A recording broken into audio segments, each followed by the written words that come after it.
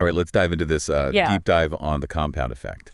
And I think it's a really cool concept that oh, for sure. we're going to be talking about today. Absolutely. Based on Darren Hardy's book, The Compound Effect. Right. So basically, it's this idea that all these like small, seemingly insignificant actions that we take can actually lead to these like huge results over time. Totally. Like, and he uses some really cool analogies and stories throughout the book to really illustrate this, like the magic penny. Oh, the magic penny. Yeah, and then there's this whole tale of like 3 friends. I love that story. Yeah, and it really shows how these different choices that people make, even if they're subtle, can have this huge impact on their lives. I think it's really interesting how Hardy reveals this like hidden force that's like always at play, like even if we're not conscious of it. It's like this undercurrent constantly shaping our lives, right?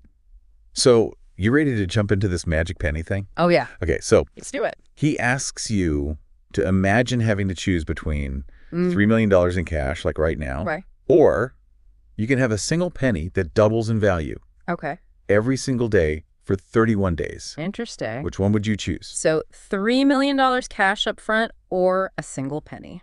Right, that doubles. That doubles every day. Every day. For a month. Yeah. I think most people, would be pretty quick to grab the $3 million. Right, like it's $3 million. It's a lot of money. Yeah, but I wouldn't want that. The catch is that, like, our brains, I think, kind of tend to focus on what's right in front of us. It's that instant gratification. Totally. Right. We want it. Yeah. We want it now. Like, who wants to wait around for a penny to double, right? Right, exactly. But what happens to that penny after 31 days? Oh, that penny after 31 days of doubling. Does it even amount to anything? Ends up being worth a lot more than $3 million. A lot more. How much are we talking? It would be worth $10,737,418.24. So basically more than triple. Yeah. Initial $3 million. It is. Just from that one penny. That one penny. That's wild. It is pretty wild. It really is. It really makes you think about the power of that consistent growth. Right. Even when it starts out so small. Even when it's tiny. Like, just think about it. If we could apply that to, other areas of our life. Well, and that's what Hardy's saying is like that it's not just about finances. It's about our health, our relationships, skills, any area of life, really. It's just this principle that like can be applied across the board. Totally. Yeah. It's amazing. It is. So it's like this ripple effect. Yeah. Right? Like these small choices kind of expanding outward and affecting all these different areas. Creating these like chain reactions almost. Yeah, exactly.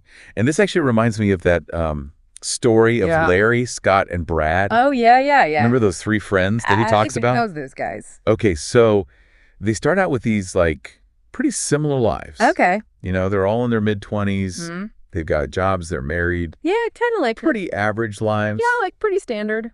Yeah, but then Scott, he decides to make a few small positive changes. Okay, like what kind of changes? Like he starts reading 10 pages of a book every day. Okay. And then he listens to like 30 minutes of like educational audio during his commute. Right. And then he decides to like cut out 125 calories from his diet. Okay. Every day. That's nothing. Just like small tweaks. It's like super drastic, right? Yeah, exactly. Just like little things. Right. So now, fast forward 2 years, these changes actually start to show. Oh. Like Scott, he's lost some weight. Good for him. He gets a promotion at work. Oh, wow. His marriage is thriving. Nice. Like he's just generally happier. Yeah, so those small changes actually added up to something pretty significant. It's like all these positive changes just kind of cascaded from those like seemingly small choices. Yeah. Pretty cool, right? Yeah. So what about Brad? What happened with him? Oh, Brad. Yeah. Well, Brad kind of went the opposite way. Oh, no. Yeah. So what did he do? He got himself a big screen TV. Okay. He was indulging in like all these rich foods. Oh, so he's living the good life. Yeah. He was having like a weekly alcoholic drink. So again, like small choices. Little choices. Right. But after 2 years, the same time period, he had gained weight. Okay. He was having problems at work and in his relationship. Oh, wow. Yeah. And his overall happiness was down. It's amazing how just those subtle differences can lead to these like dramatically different outcomes. Right. It's kind of a stark contrast, isn't it? It is. It's pretty crazy to see how those choices add up. Makes you think about like all those little choices that we're making. Every single day. Every single day. Yeah. And this actually reminds me of how much Hardy talks about this whole like personal responsibility thing. He's big on that. Yeah, like he even tells this story Yeah. about how he lost a bunch of money. Oh, yeah. In a business partnership. Yeah, because his business partner totally messed things up. Yeah, basically, but instead of like dwelling on it and blaming his partner, he chose to learn from the experience. Right. Focus on what he could control. It's a powerful reminder that like, even when things go wrong, we still have a choice. It's powerful, right? Like we can either focus on what's outside of our control, or we can really own our actions. Yeah, take ownership. And learn from those mistakes. Absolutely. It's about shifting from that like victim mentality to one of empowerment. It's like taking back control, right? Totally. I'm curious, like in your own life, how has that whole taking responsibility for your choices thing, like how has that influenced you?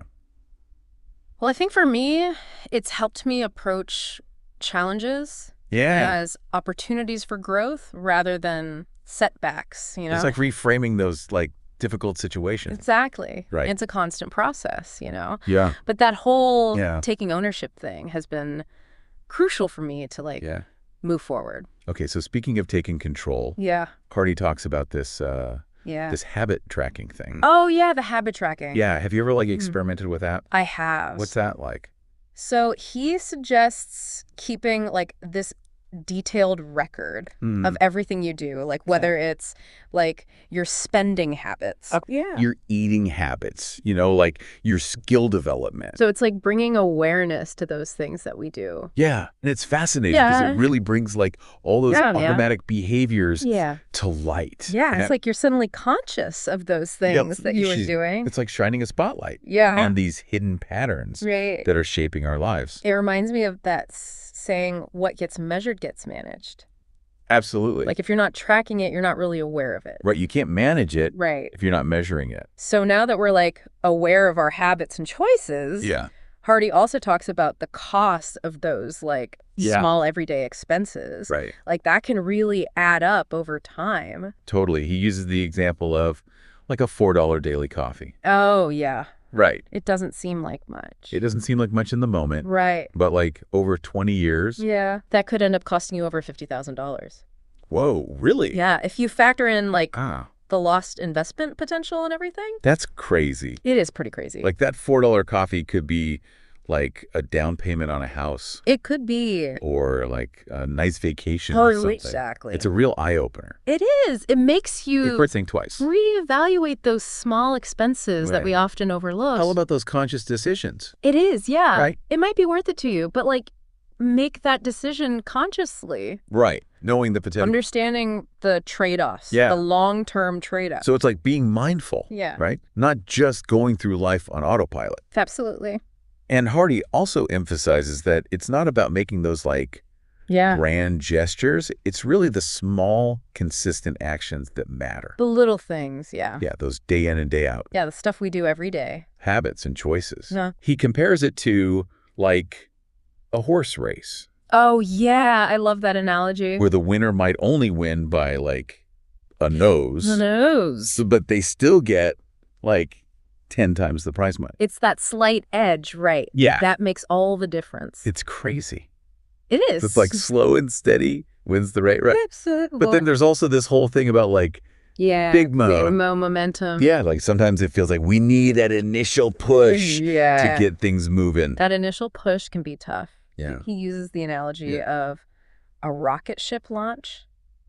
Oh, yeah. It takes so much energy to break free from the Earth's gravity. Yeah. But once that rocket reaches a certain speed, it's way easier to like maintain that trajectory. Right. It's like that initial hurdle. It is. Right. But once you get over that. Once you're in orbit. Then things become much easier. Exactly. Do you have any tips for like overcoming that initial inertia? I do. Oh, okay. Hardy talks about the importance of routines. Yeah. Creating those, like structured patterns that can help you automate those positive habits. So it's like building a framework for success. Exactly. Okay, so tell me more about that. So he uses this example of Jack Nicklaus, the legendary golfer. Yeah, I know him. You know him? Yeah. And he had this very specific pre-shot routine. What was it? Well, it wasn't about superstition or anything. It was about, like, creating consistency and mental focus. Okay, and, like, getting in the zone. Yeah, exactly. It was all about helping him perform at his best. Even under pressure. Especially under pressure. Right. Yeah. Routines are powerful. They are. I've actually found that, like, having a consistent morning routine yeah, me too. really helps me. Tell me about yours. Get my day started, right? Yep. I do. Like a gratitude practice, some goal setting, right. a little stretching, reading. Sound good. And then I just, like, focus on my most important work. So you're, like, front-loading all the good stuff. It really just helps me stay focused and productive. Yeah. So you found a rhythm that works for you. And Hardy actually doesn't just talk about, like, daily routines. No, he talks about, like... It encourages you to think about, like... aligning your daily, weekly, monthly, even yearly rhythms. So it's like... yeah, to create this... like creating a life that flows, right? Kind of, like, supercharged momentum. Where your actions and your goals are all kind of, like, in sync, propelling you forward. Totally. This is fascinating. It is. I want to hear more about this. We've only just scratched the surface. Okay. There's another crucial element to this whole thing. Okay, what is it? And that is the influences that shape our choices. And behaviors. All right, let's hear it. Hardy breaks them down into 3 main categories. Okay. Input, associations, and environment. Okay, so those are like the 3 big ones. Yeah, I think this is where things get really interesting. Yeah. Because these influences are often working on us, like subconsciously. It's like we're on autopilot, right? Yeah, we're not even aware of these forces that are kind of like steering our lives. I'm ready to bring those influences to light. Okay, let's do it. Let's dig in. Let's dig in. So we were talking about these influences, right? Yeah, those influences. That shape our lives, like input, associations, and environment. The big 3. It's kind of crazy to think about how these things are like... it is. Always at play. Yeah. Often without us even realizing it. It's like we're navigating a current, right? Yeah, exactly. Sometimes being swept along without even knowing it. And Hardy argues that by becoming aware of these influences, we can actually start to exert more control. Yeah, it's about taking the wheel. Right. Instead of just being a passenger. So let's unpack these, shall we? Let's do it. First up is input. Okay, input. The information we consume. Right. Hardy really stresses being mindful of what we read, watch, listen to. Absolutely. Think about it. Like, the information we absorb, it shapes our thoughts, beliefs, our actions even. It all starts with that input. Totally. And he specifically points out the negativity bias in the media. Oh, yeah. Where bad news tends to dominate. Bad news sells. Right. It's like if you're constantly bombarded with negative news, it's hard to maintain a positive outlook. It's hard to stay optimistic, for sure. Yeah, like it can really affect your mood. Yeah. It can totally warp our perception of the world. It can make you feel anxious. Make you feel more anxious, more fearful. Yeah, exactly. And so Hardy talks about putting ourselves on like a media diet. Oh, I like that. Right, being selective about what we allow in. I'm curious, like, in your own life, what strategies have you found for managing your information intake?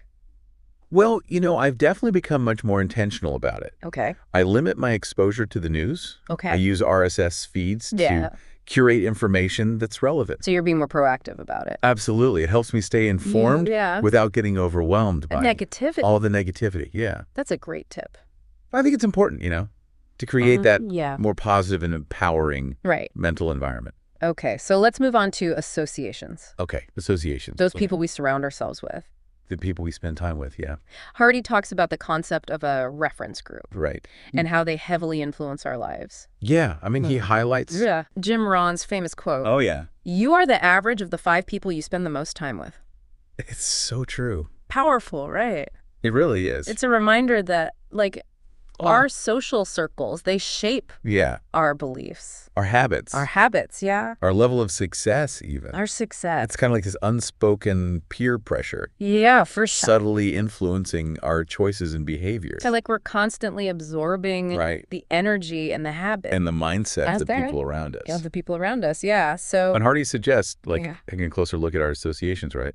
Yeah, he divides them into 3 categories. Okay. Associations. Limited associations. Okay. And expanded associations. So associations are like... Yeah, those are the people. The people we need to, like, You got to distance yourself from. Distance ourselves from. The energy vampires. It's those who drain our energy or hold us back. Limited associations are those that we might want to. Spend a little less time with. Yeah, spend less time with. Maybe not cut them out completely. Yeah. But, be more mindful of that time. Yeah, exactly. And then expanded associations. Those are the people you want to like. Yeah, the ones we should seek out. Actively seek out. The ones that inspire you, challenge you. Right, those who inspire and challenge us to grow. Yeah, to level up. It's like that saying, show me your friends and I'll show you your future. Yeah, that's a good one. It's kind of daunting to think about. Yeah.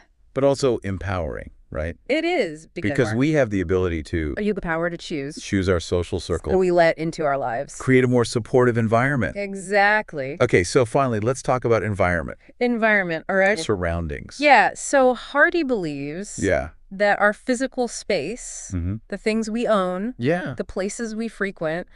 It all has an impact. They all have this, subtle but significant impact. On our mindset. On our mindset. Our dreams. Our behavior. Our behaviors, yeah. He even tells that story about being inspired by the homes in Tiburon. Luxurious homes he saw in Tiburon. Yeah, those beautiful homes. And it made such an impression on him that he eventually bought his dream home there. He bought his dream home there. It shows how powerful our environment can be. It really does. In shaping our aspirations. It plants those seeds. Yeah, it's it's setting the stage. Yeah, exactly. And so he talks about creating an environment that supports our desired outcomes. Right, one that nudges us towards our goals.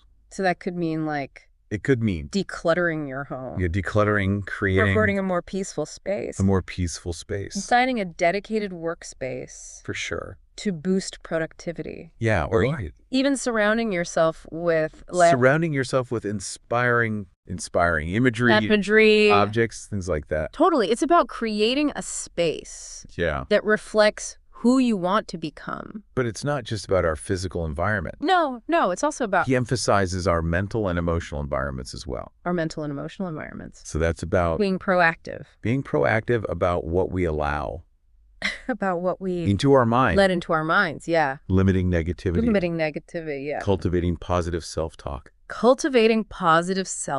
It's like creating an inner sanctuary. I love that, an inner sanctuary. Right. Yeah. So by managing our input, associations, and our environment, we create this powerful force for positive change. We do, yeah. Now, while those influences play a crucial role, Hardy also talks about ways to accelerate the compound effect. So we're going to take things to the next level. Yeah. How do we amplify those results? Yeah. Okay, so tell me. Well, he focuses on something he calls moments of truth. Moments of truth? Yeah, these pivotal points where we face a choice. Right. I'm picturing those make or break moments. It's the fork in the road. When things get tough. Yeah. You're tempted to quit. Yeah, we've all been there. We've all been there. Right. What does Hardy say about navigating these moments? Well, he uses a powerful example from Lance Armstrong. First Tour de France victory. Oh, yeah? Remember that grueling mountain stage? Oh, yeah. Where he was separated from his team. Yeah. Facing terrible weather. Yeah, I remember that. Exhaustion. It was a pivotal moment. Yeah, it was in the race. Pivotal moment in the race. So what happened?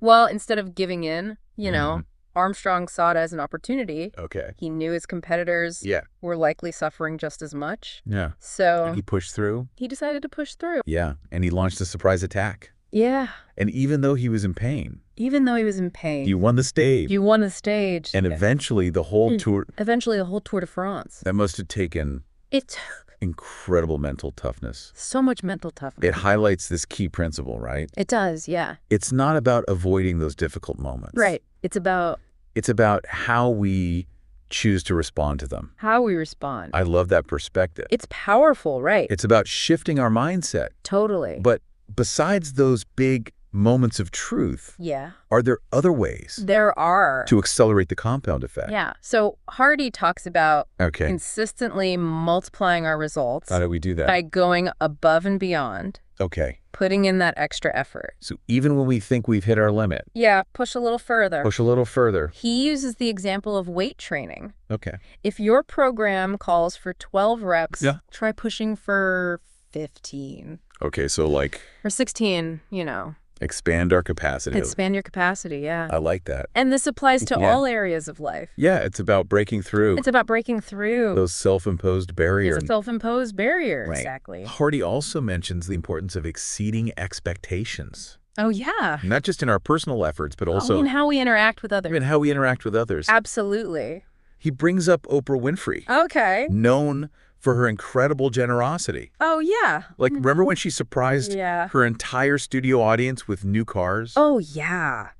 That was legendary. Legendary, right? It was a prime example of... exceeding expectations. Exceeding expectations. Yeah. And it wasn't just about the cars themselves, right? It was about... It was about creating an experience that went above and beyond. That went above and beyond. It created a ripple effect. It did, yeah. Of joy and amazement. People are still talking about it. Right. To this day. It's those kinds of gestures... right. that make a lasting impact. Those moments. What are some simple ways that we can apply this? Like exceeding expectations idea to our everyday lives? Well, he shares a story about his own marriage proposal. Oh, wow. He went all out. Okay. Learning Portuguese to impress his future father-in-law.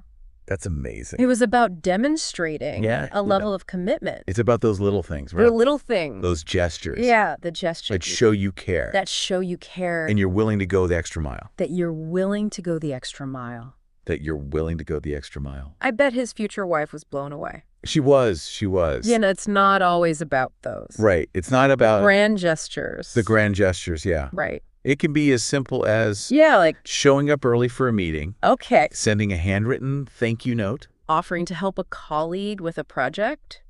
It's about being thoughtful. Being thoughtful, yeah. Adding that personal touch. Adding that personal touch. And this ties into... It does, and it ties into... what Hardy calls doing the unexpected. Doing the unexpected. Right. Zigging when everyone else is zagging. Zig when they zag. Yeah. It's about challenging the status quo. Challenge the status quo. Thinking outside the box. Outside the box, yeah.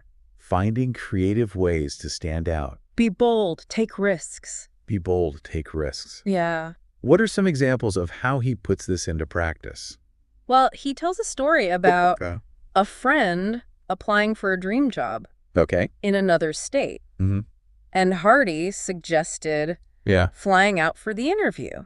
In person. Even though video conferencing was an option. That's a great example of going above and beyond. Going above and beyond. It shows you're willing to put in the extra effort. It shows commitment. I bet it made a big difference. It did. And he also talks about... he also talks about... a time he helped a company secure support from a congressman. Yeah. By going directly to his wife. Right. Knowing that she had a strong influence. Right. Thinking outside the box. That's thinking outside the box.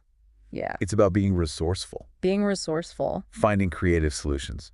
Finding those creative solutions. Sometimes the most effective path is the one less traveled.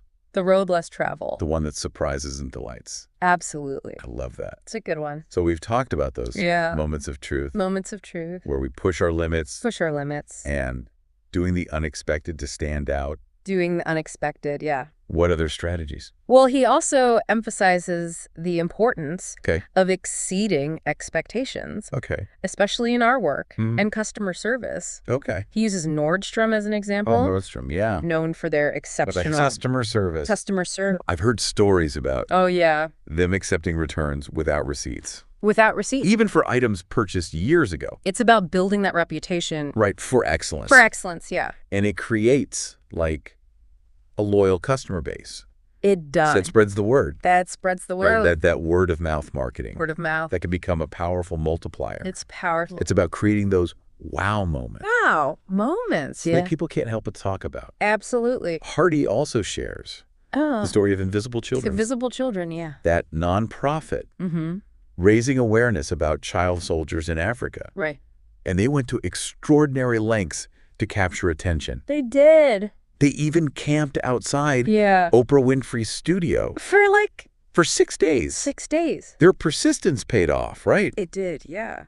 Oprah finally agreed to give them a platform. She did. On her show, which multiplied their reach and their impact. Their reach and their impact. It's inspiring to see that level of dedication. It is inspiring, yeah. Their willingness to go the extra mile. To go the extra mile. Really made a difference. Absolutely. And remember, it's not about being perfect. Right. It's not about... Or achieving, like... being perfect all the time. Grand feats all the time. No. It's about those small... It's about those small... consistent actions. Consistent actions. Those moments of truth where we choose to step up. Where we choose to step up. And those extra efforts. Yeah. That we sprinkle into our lives. Sprinkle into our lives. Those are the things that create the compound effect. Those are the things that make all the difference. So it's about making conscious choices. Conscious choices, yeah. Pushing our limits. Pushing our limits. And consistently striving for excellence. Consistently striving for excellence. In all areas of life. In all areas of life. Yeah, I'm feeling motivated to take action. All right, I love it. What's next? We've explored so much in this deep dive into the compound effect. We have. It's been a lot. The power of small choices, consistency, momentum, those influences, those pivotal moments of truth, exceeding expectations. It's a lot to absorb. It is a lot, but I'm curious. Yeah. Where do we go from here? That's the question, right? How do we actually put all this wisdom into practice? It's one thing to understand these principles, right? But it's another to actually implement them, right? And experience that transformation. So let's talk strategy. Okay, let's talk strategy. What are some actionable steps we can take? Well, Hardy offers some practical advice. Okay. He suggests starting by focusing on just one or two key areas at a time. Don't try to do too much at once. Yeah, because trying to change too many things at once can be... overwhelming. Totally overwhelming. It's like that saying, inch by inch, life's a cinch. Right. Yard by yard, life is hard. Yeah. It's about breaking down those big goals into smaller, manageable steps. Smaller steps, exactly. Well, how do you choose those key areas? Well, Hardy suggests revisiting your goals and values. Yeah. What's most important to you? Right. Where do you feel the greatest need for improvement? So if someone prioritizes health, yeah, they might focus on creating a consistent exercise routine. Yeah.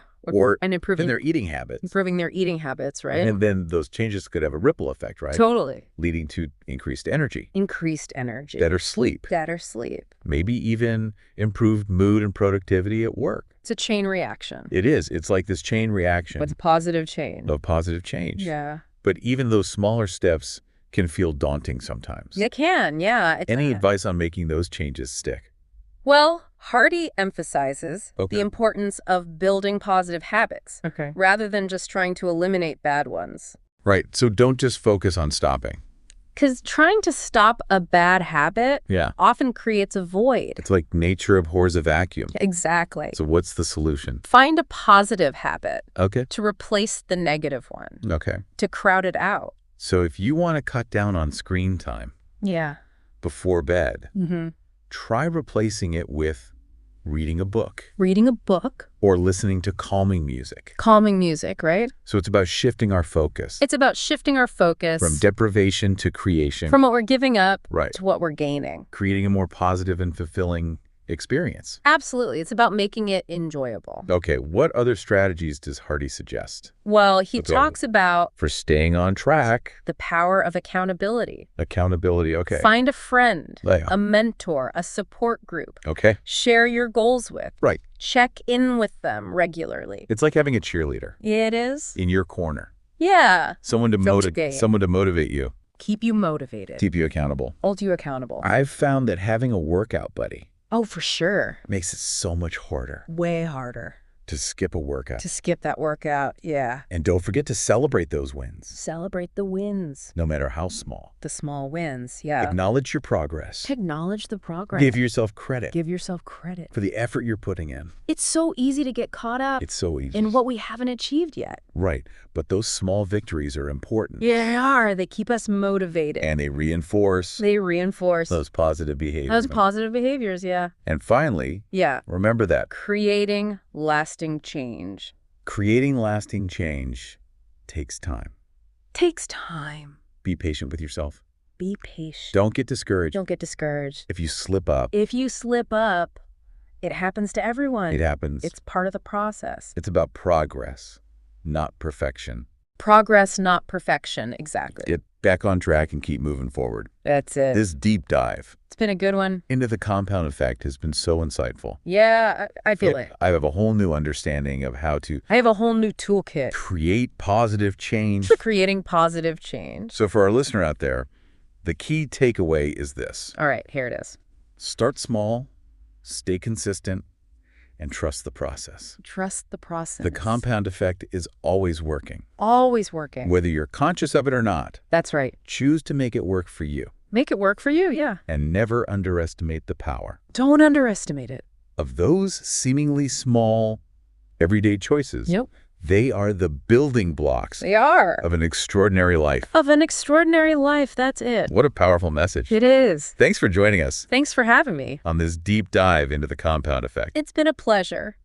Until next time. Until next time.